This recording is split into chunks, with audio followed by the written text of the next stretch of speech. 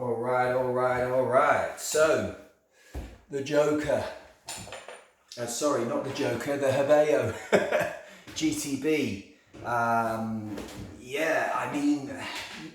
So I've been on a journey with this, an ESC journey, and I just wanted to update you guys. So I was originally running a Max 6 ESC in here that kept cutting out. I then moved to a different Max 6 ESC, worrying that maybe that Max 6 had a problem.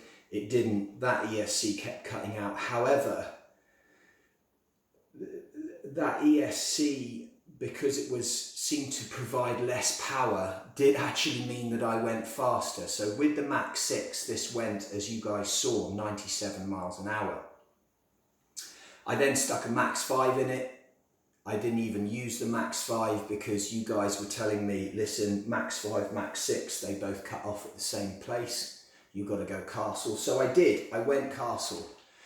I had a few teething problems, but got into the castle software again. I've had it before on my computer. I got into it again and started programming away and got the ESC running beautifully. I did one pass in testing at straight up to 98 miles an hour, and I was coming back up the drive slowly at 50, and I gave it a little squirt just to warm up the tyres.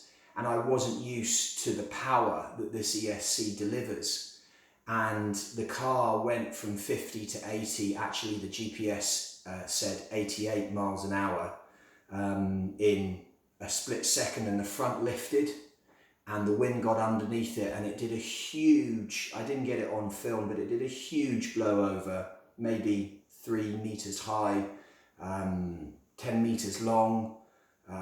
Landing on the body, I've trashed the body at the front, both sides are ripped, this 2mm body that I'll have to glue again, and I will just glue it down because I spent a while painting this, and note to oneself, not really much use in painting them so beautifully, I guess, but I do enjoy it. Damage wise to the car, there was very little apart from this rear end here. This is just a broken rear carbon fibre hinge pin, custom carbon fibre hinge pin. Everything else I believe is in one piece. The towers are still in one piece.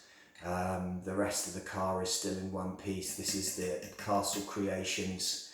I'm using Castle connectors. I did a little custom trick motor fan cooler using Yeah Racing's offering that produces quite a bit of thrust actually, with this running at 7.5 volt BEC.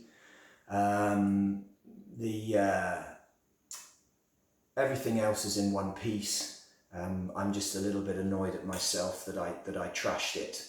But I've got some new inserts coming because I lost the insert for the rear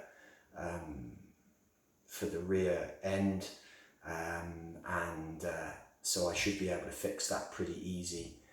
Once I fix it, it will all go back together. I'll start running it again and recording the runs because this has got huge potential.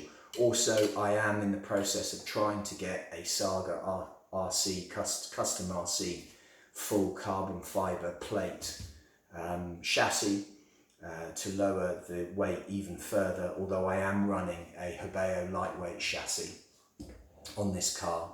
I won't do a super in-depth overview, but I'm running Scorched RC 8mm drive shafts, very good, they've worked well. It's my own custom centre spool, which is half Hobao, i.e. the shaft is Hobao. Some of the spacers are from Hobao, some are from Armour, and some I've made myself for the spool, and it's Armour Mod 1 spool gearing that I'm using in there. I'm using a Castle Creations 1512, small motor, 1512, 2650 kV on 6S, screams, and I'm using brand new Overlander 100C batteries, which seem to have some pretty good muscle.